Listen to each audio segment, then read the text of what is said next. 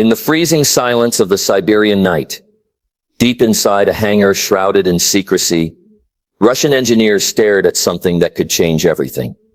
On their screens glowed the image of the American F-22 Raptor, the jet the world called untouchable. It was faster, deadlier, and invisible to radar. And to Moscow, it was an insult, a symbol that the US ruled the skies. Russia couldn't let that stand. They vowed to build something that could rival it, something that could bring the fight back to equal ground. The story began in the late 1990s, when the Cold War had ended, but the rivalry still burned.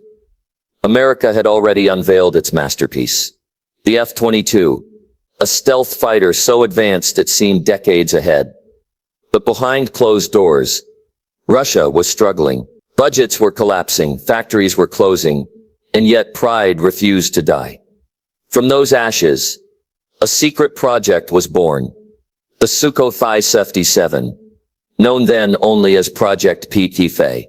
Its purpose was clear: destroy the Raptor's dominance. Years passed. Designs changed. Money vanished. Test pilots risked their lives flying prototypes that were unstable, unpredictable, and sometimes deadly. But the dream didn't die. In 2010, the world finally saw it. A sleek, sharp-edged fighter, with the same stealthy silhouette as the F. The message was loud and clear. Russia was back in the game. For a moment, it looked like the balance of air power was shifting again. But behind the dramatic headlines, cracks began to show. The Su-57 was supposed to be Russia's answer to America's fifth-generation power, yet it wasn't truly stealth. It wasn't truly ready. Its radar signature was larger than expected, its engines outdated, and its avionics nowhere near the Raptors. Russia had created something impressive, but it was still a shadow of what they had promised. While America had built over 100 F-22s, Russia could barely produce a handful of Su-57s, each costing more than they could afford. Inside the Kremlin, frustration grew. Every flight test revealed new problems: software glitches, materials that failed under pressure, and engines that couldn't deliver the promised thrust.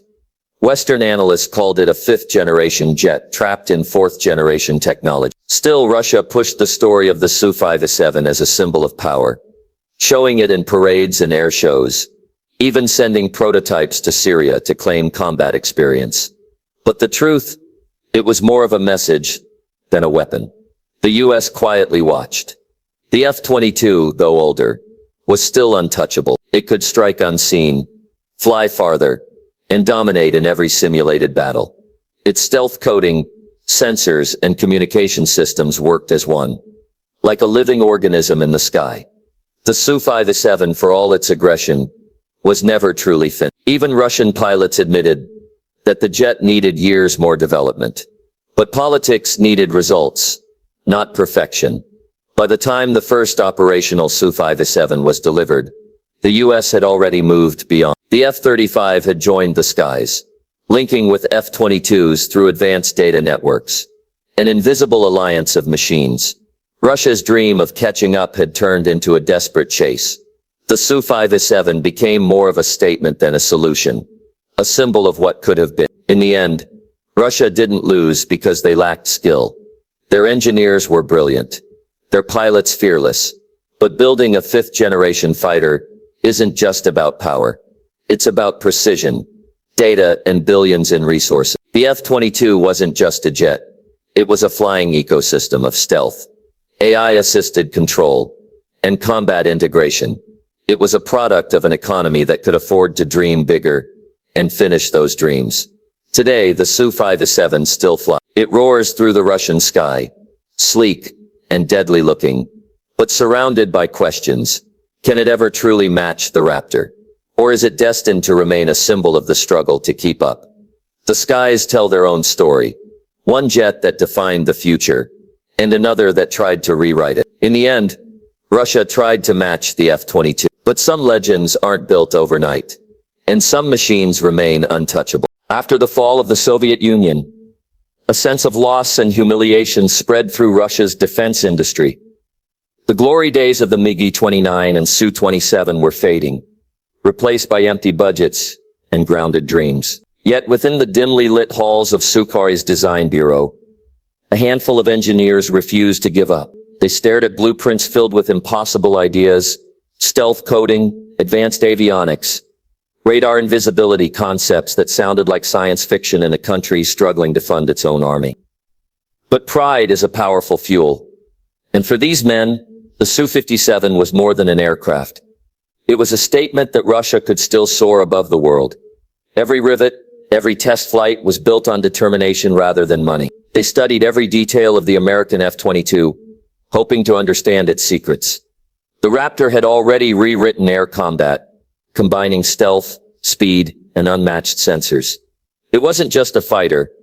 It was dominance made metal.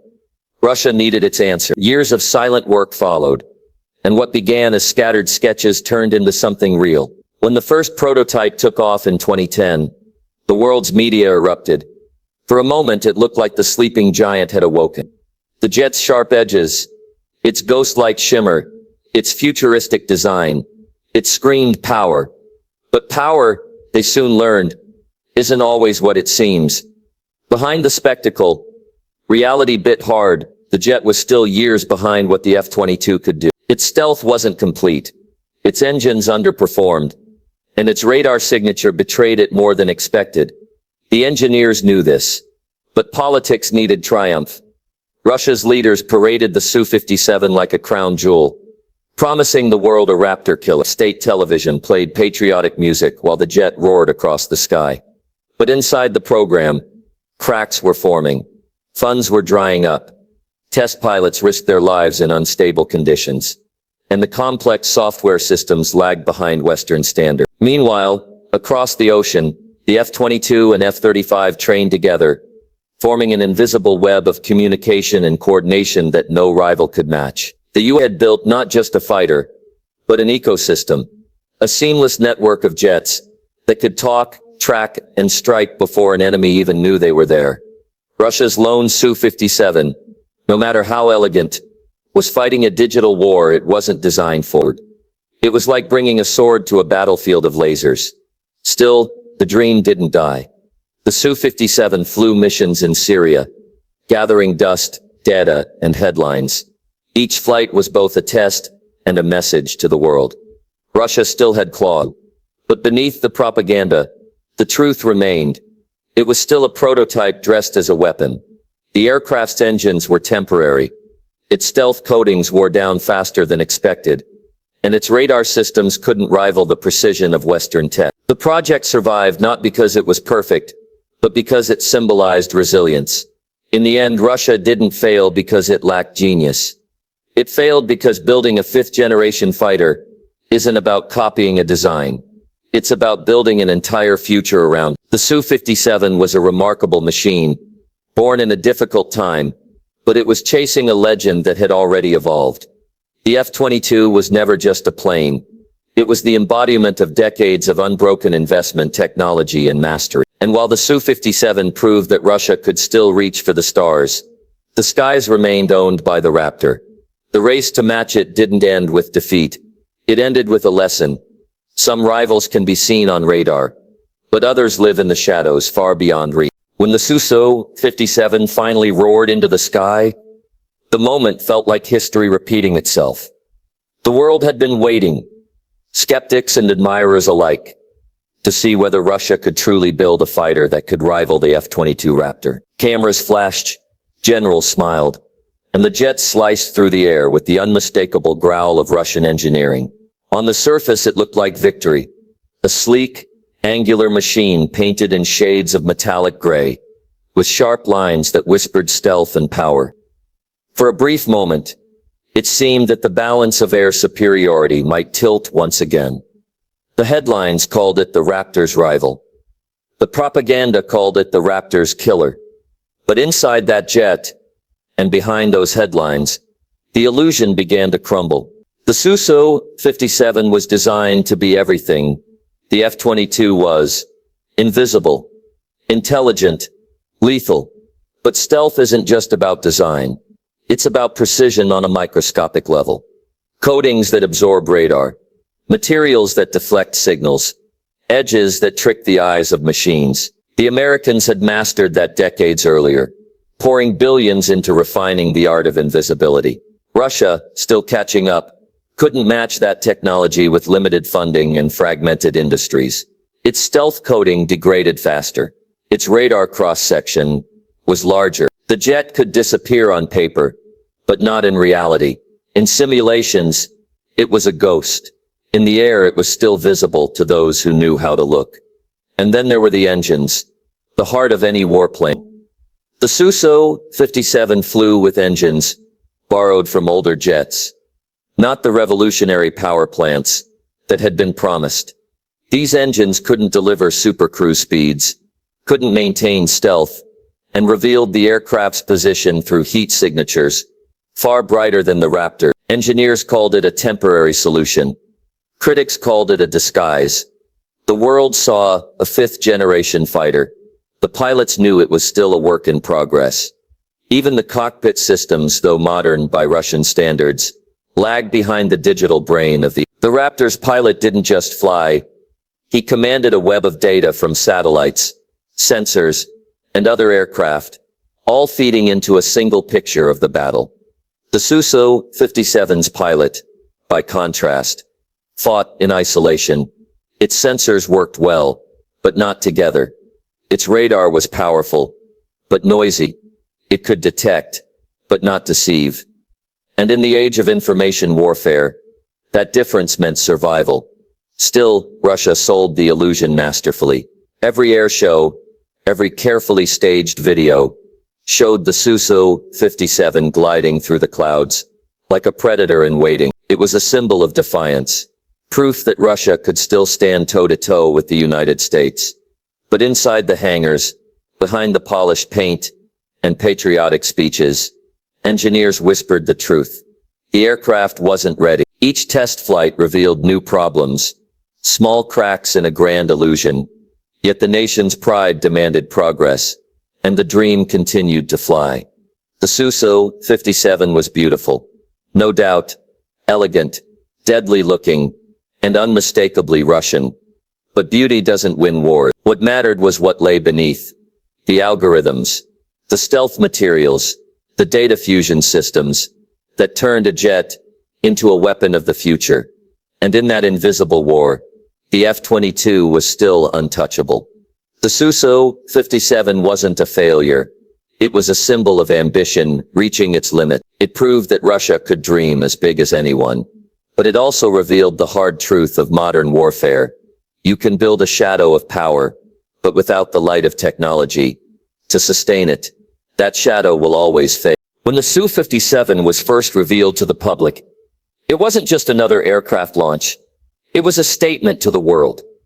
The unveiling was staged like a national victory, broadcast across Russian media with triumphant music and bold headlines declaring that the Raptor killer had arrived. To the watching world, it looked like Moscow had achieved the impossible.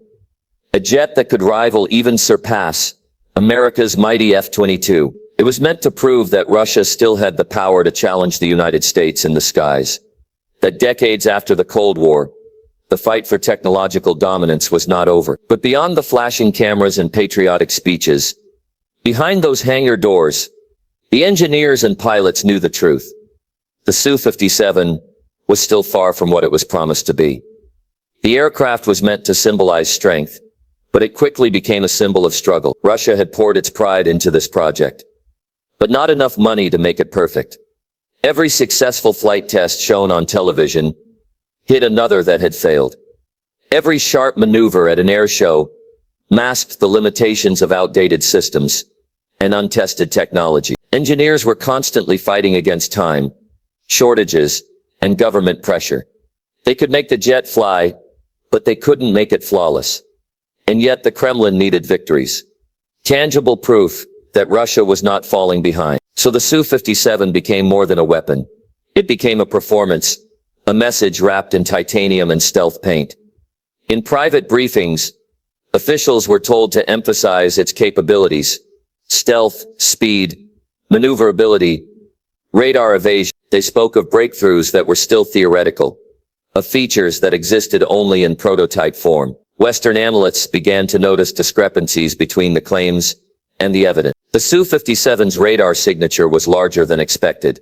Its stealth coating was less effective, and its engines still relied on older designs from fourth-generation aircraft. It could look like the F-22, but it couldn't think like one. And in modern air combat, thinking through sensors, data, and software was everything.